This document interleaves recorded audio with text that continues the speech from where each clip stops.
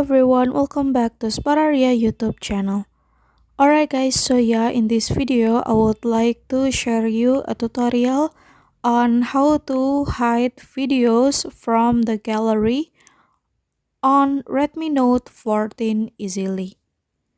Alright guys, so if you have videos that you consider private and you don't want to appear it in your gallery, so you can hide it easily guys. And to hide the videos from gallery is very easy. So yeah, now without any further ado, let's get started to the tutorial. Alright guys, so the first thing first that you have to do is, of course, you have to go to gallery on your phone. And then so yeah, now you can choose the video that you want to hide. Okay, for example, I choose this one.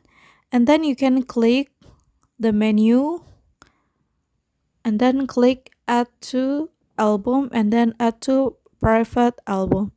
So yeah, if you want to see, if you want to check the hidden videos, now you can scroll down like this, and then so yeah, you can enter your password and now you can see the hidden videos that you hide from gallery.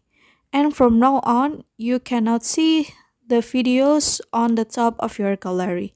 So yeah, here's the tutorial and thank you so much for watching guys.